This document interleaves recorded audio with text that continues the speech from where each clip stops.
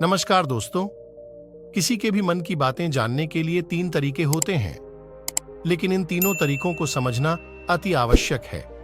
यदि आप इन 3 तरीकों को समझ लेते हैं तो आप किसी के भी मन की बातें बड़ी ही आसानी से जान सकते हैं। बहुत समय पहले की बात है, एक छोटा सा गांव था। उस गांव में 2 भाई रहा करते थे। बड़ा भाई अंधा था और इसलिए वह हमेशा घर पर ही बैठा रहता था और छोटा भाई खेती किया करता था। लेकिन खेतों में अत्यधिक जानवर आने से पूरी फसलें नष्ट हो जाती थीं, जिनके कारण छोटा भाई बहुत ही ज्यादा परेशान हो चुका था। एक दिन उसे एक तरकीब सूझी। उसने सोचा, खेतों में से इन जानवरों को भगाने के लिए क्यों ना मैं अपने बड़े भाई की मदद ले लूं। वैसे भी बड़े भैया अंधे हैं। खेतों में बैठे और जानवरों की आहट आने पर वह उन्हें जोर से चिल्लाकर भगा भी सकते हैं, जिससे हमारी फसलें नष्ट होने से बच जाएंगी। ये सब सोच विचार करने के बाद उसने अपने खेत में एक झोपड़ी तैयार कर ली और अपने अंधे भाई को खेत में बैठा दिया और उनसे कहा, भैया, यदि कोई जानवर की आहट आपको सुनाई दे तो आप जोर जोर से चिल्लाना। यह सुनकर वह जानवर यहां से भाग जाएंगे और हमारी फसलें नष्ट होने से बच जाएंगी। बड़ा भाई खुशी खुशी अपने छोटे भाई की बात मान भी लेता है और वह उस दिन से खेत में ही रहना शुरू कर देता है। जब भी किसी जानवर की आहट उसे सुनाई देती तो वह जोर जोर से चिल्लाने लगता, जिससे वह जानवर वहां से भाग जाता था। ऐसा करते करते कई दिन बीत चुके थे। तभी एक दिन उसके खेत में एक हिरण भागता हुआ आया और वह खेत की बाड़ को तोड़कर वहां से भाग गया। लेकिन उसे हिरण का पीछा करते हुए एक राजा भी उस खेत में आ पहुंचा। तभी राजा की नजर उस अंधे भाई पर पड़ती है। राजा उस व्यक्ति से कहता है, देखो, मैं यहां पर एक जानवर का पीछा करते हुए आया हूं। क्या तुमने उस जानवर को यहां पर देखा है? पर वह व्यक्ति कहता है, हे राजन, मैं तो अंधा हूं। मैं भला किसी जानवर को कैसे देख सकता हूं? लेकिन मैं आपको इतना जरूर बता सकता हूं कि जो जानवर मेरे खेतों से भाग कर गया है वह आपके लायक नहीं है। आप उसके पीछे अपना समय बर्बाद ना करें। राजा संदेह व्यक्त की बात सुनकर बड़ा ही अचरज में पड़ जाता है। वह सोचने लग जाता है कि यह तो अंधा है, फिर इसे कैसे पता चल गया कि जिस हिरण की तलाश कर रहा हूं वह मेरे लायक नहीं है। तभी राजा उस अंधे व्यक्ति से कहता है, कहीं तुम मुझसे झूठ तो नहीं बोल रहे हो कि तुम अंधे हो? और तुम्हें कैसे पता कि जो जानवर यहां से भागा है वह मेरे लायक ही नहीं है? इस पर वह अंधा व्यक्ति कहता है कि यह राजन, जिसे आप एक हिरण समझ रहे हैं, असल में वह एक हिरण नहीं है, बल्कि एक मादा हिरण है और वह गर्भवती भी है। और जहां तक मुझे झांत है, मैंने कभी किसी राजा को किसी गर्भवती हिरण का शिकार करते हुए नहीं सुना है। और इसी कारण से मैं आपसे यह कह रहा हूं कि यह हिरण आपके लायक नहीं है। आप उसके पीछे अपना समय व्यर्थ ना करें। यह सुनकर राजा और भी अचरज में पड़ गया कि अंधा आदमी कैसे जान सकता है कि वह हिरण गर्भवती है। राजा कुछ देर सोच विचार करने के बाद अपने सेनापति से कहता है, सेनापति जी, मुझे वह जानवर जिंदा चाहिए, क्योंकि मुझे यह पता करना है कि क्या वह गर्भवती है या नहीं। क्योंकि यह अंधा आदमी बहुत विश्वास के साथ कह रहा है और मुझे इस बात की पुष्टि है, यदि वह हिरनी हुई और गर्भवती भी हुई तो वह हमारे शिकार के लायक नहीं है, क्योंकि हम तो एक हिरण का पीछा कर रहे थे। इसलिए जाओ और पता करो क्या वह है। सेनापति राजा से आज्ञा लेकर आगे की ओर चला गया और कुछ देर बाद जब वह वापस लौटा तो वह राजा से कहता है, हे राजन, इस अंधे आदमी ने आपसे जो भी बातें कही थी वह बिल्कुल सही थी। वह एक हिरनी ही है और वह गर्भवती भी है। यह सुनकर राजा आश्चर्यचकित हो गया। वह सोचने लगा कि एक अंधा आदमी जो कभी देख नहीं सकता, वह यह कैसे जान सकता है? आखिर इसे कैसे पता चल गया? ऐसे कई सारे प्रश्न राजा के मन में उमड़ने लगे। अब राजा ने ठान लिया था कि मुझे इस बात की तह तक पहुंचे कि आखिर यह अंदाज में कैसे जानता है कि वह जानवर गर्भवती है।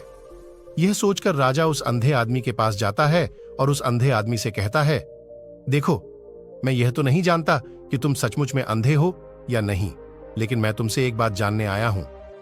क्या तुम मेरे प्रश्न का सही सही जवाब दोगे? इस पर वह अंधा व्यक्ति कहता है, हे राजन, आप जो कुछ भी पूछना चाहते हैं आप पूछ सकते हैं। मैं आपको बिल्कुल सच सच जवाब दूंगा। इस पर राजा कहता है, देखो, एक तो तुम कहते हो कि तुम अंधे हो और दूसरी तरफ तुमने यह बता दिया कि जिस जानवर का पीछा कर रहा हूं वह एक हिरनी है और वह गर्भवती भी है। तुम्हें कैसे पता चल गया? तुम्हारे खेत में तो और भी जानवर आते होंगे, और भी तो जानवर यहां से गुजरते होंगे, फिर तुमने ये कैसे अंदाजा लगाया?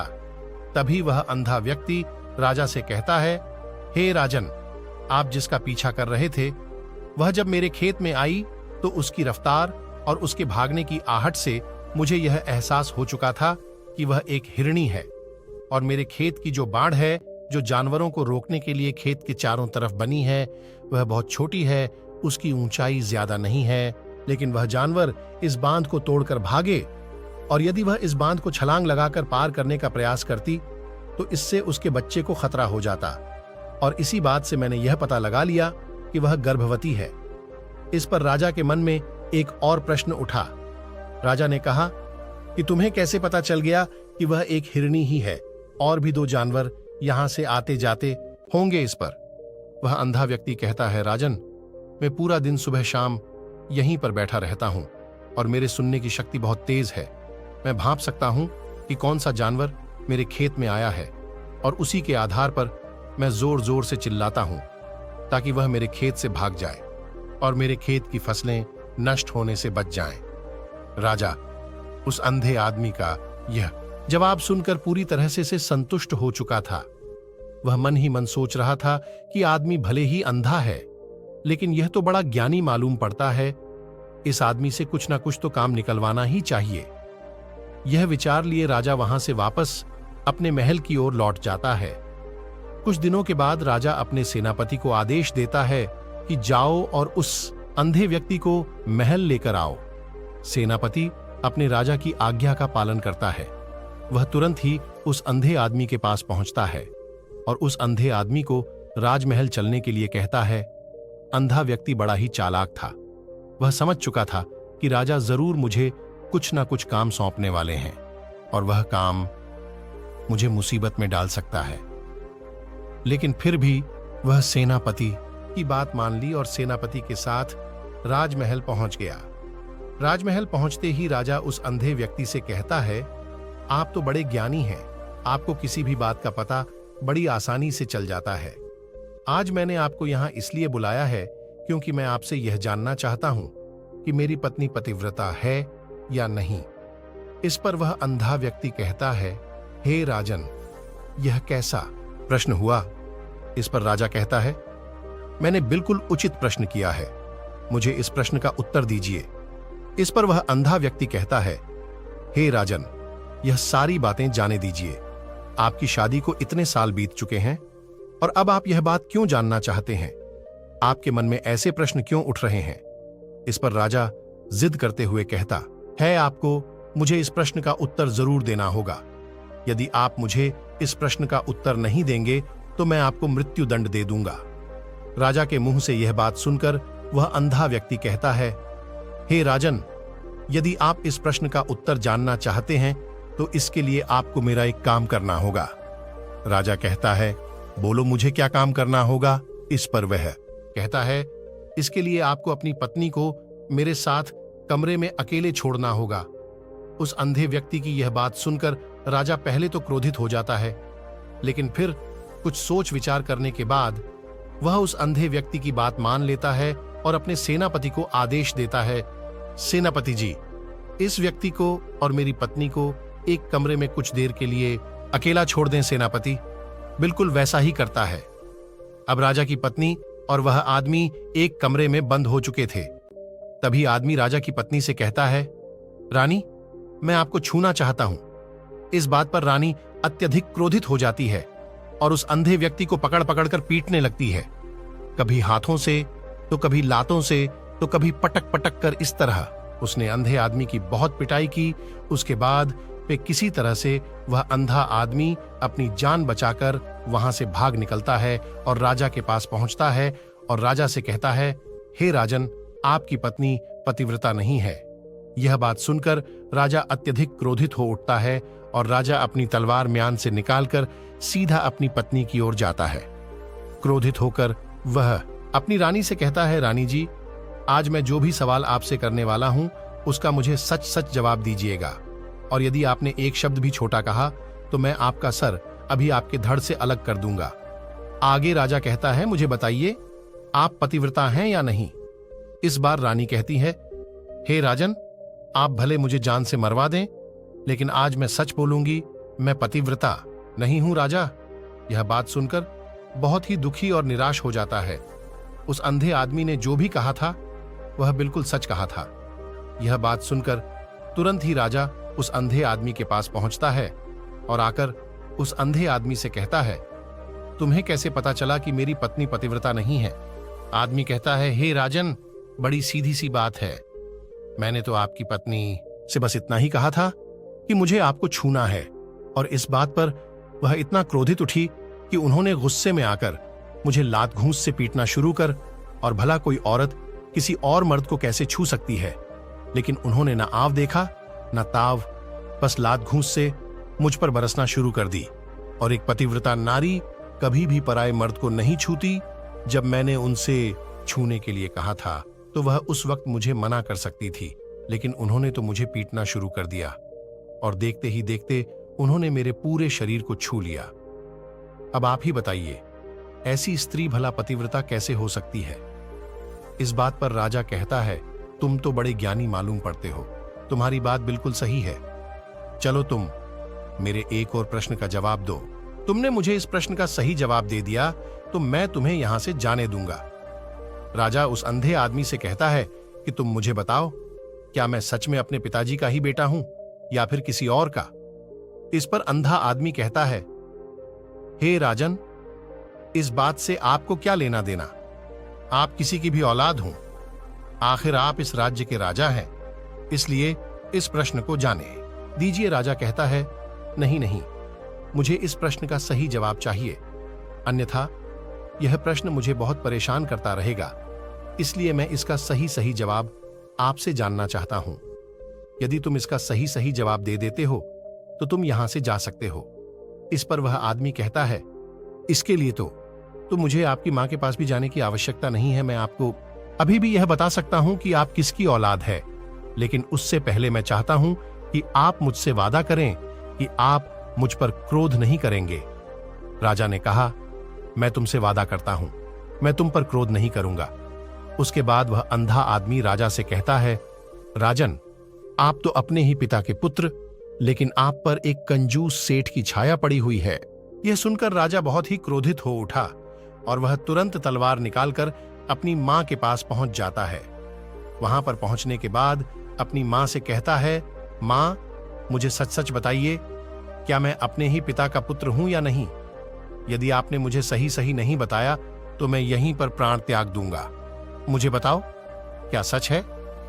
इस पर उस राजा की मां कहती हैं, बेटा, तू है तो अपने ही पिता का पुत्र, लेकिन तुम्हारे ऊपर एक कंजूस सेठ की छाया पड़ी हुई है। जब मैं एक बार नहाने के बाद अपना मुंह आईने में देख रही थी, तभी उस कांच के पीछे मुझे एक कंजूस सेठ नजर आता है और उसी की छाया तुम पर पड़ चुकी है। यह सुनते ही राजा और भी ज्यादा अचरज में पड़ जाता है और वह तुरंत दौड़ा दौड़ा वापस उस अंधे आदमी के पास पहुंचता है और उस अंधे आदमी से कहता है, तुम्हें कैसे पता चला कि मुझ पर एक कंजूस सेठ की छाया पड़ी हुई है? इस पर अंधा आदमी कहता है, राजन, आपने मुझसे कई सारे सवाल पूछे जिनका जवाब भी मैंने आपको सही से दिया।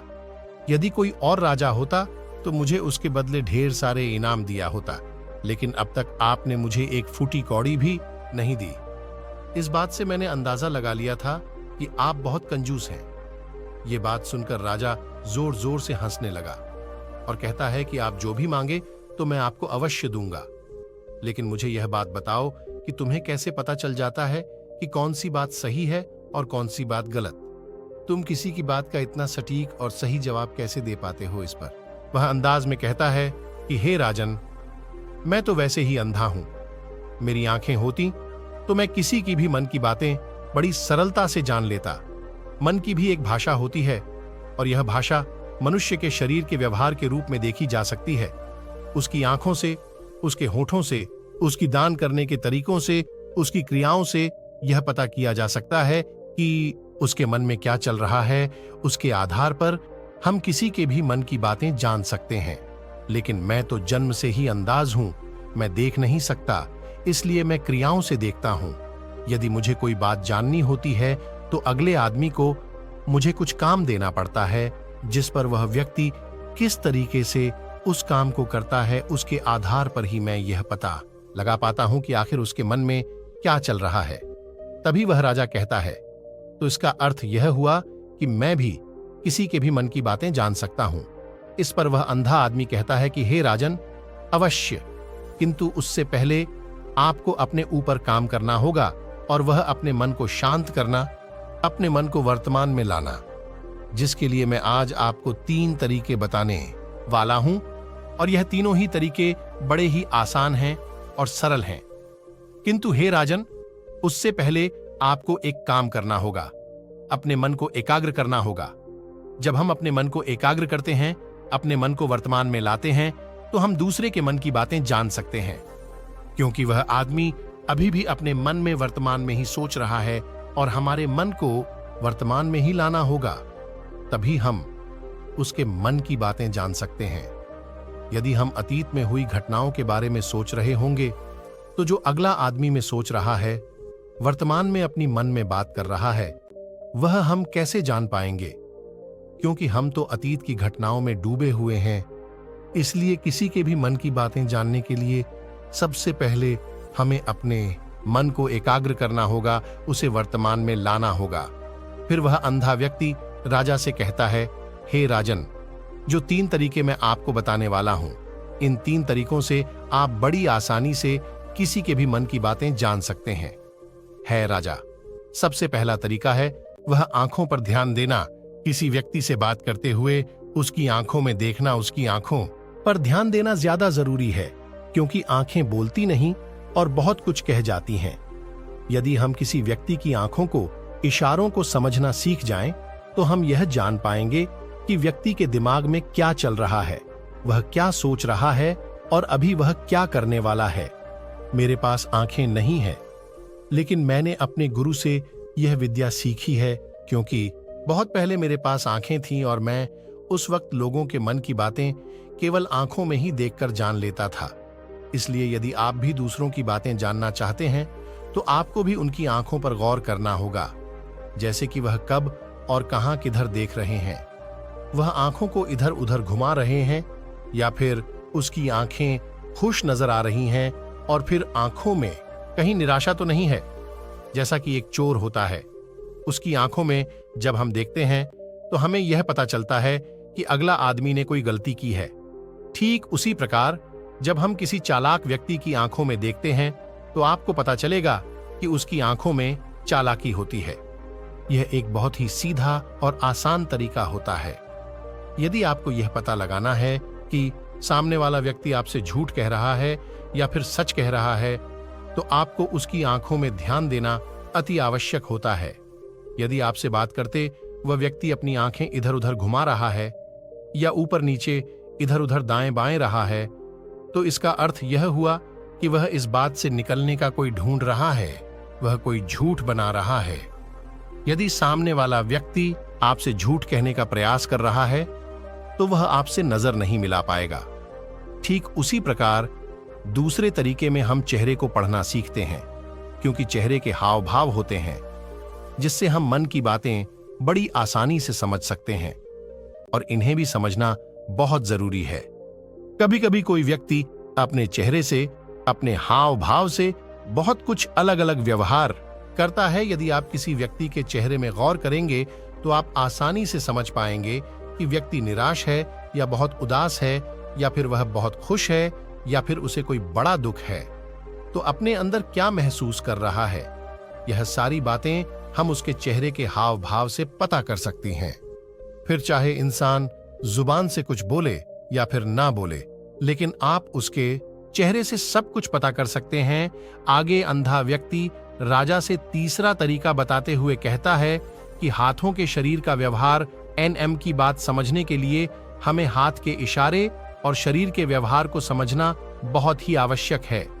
कोई व्यक्ति जब भी बात करता है, जो आपने देखा होगा कि वह अपने हाथों को हिलाता है, अपने हाथों से इशारा करता रहता है, वह बातों के साथ साथ अपने शरीर का जो व्यवहार है उसका भी पूरा उपयोग करता है, जिससे हमें यह पता चल पाता है कि वह व्यक्ति हमारी बातों पर कितना ध्यान दे रहा है और उसके मन में क्या चल रहा है।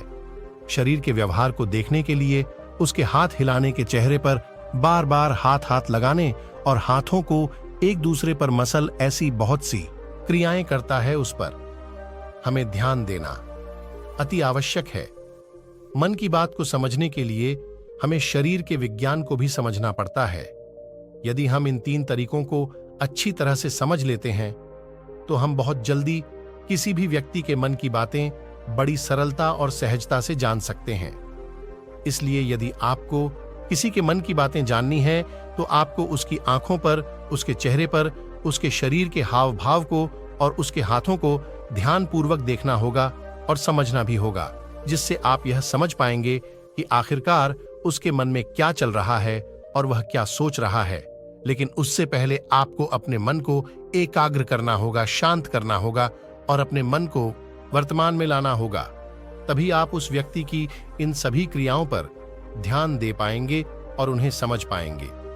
आप यदि अतीत की घटनाओं में व्यस्त हैं, भविष्य की योजनाओं में व्यस्त हैं, तो आप उस व्यक्ति के हाव भाव पर कभी ध्यान ही नहीं दे पाएंगे और ना ही आप कभी भी समझ पाएंगे कि आखिरकार उस व्यक्ति के मन में क्या चल रहा है, वह क्या सोच रहा है या काम कोई भी कर सकता है या एक प्रकार की विद्या है जो मुझे मेरे गुरु ने सिखाई है। राजन, अगर आपको यह जानना है तो मेरे साथ आपको कुछ दिन रहकर इसका अभ्यास करना होगा। राजा तुरंत राजी हो जाता है और वह उस अंधे व्यक्ति को अपने राज्य का राज्य गुरु नियुक्त कर देता है और खुद अंधे व्यक्ति का शिष्य बन जाता है। तो दोस्तों, वीडियो अच्छी लगी तो हमारा YouTube channel Buddha inspired subscribe कीजिए। धन्यवाद।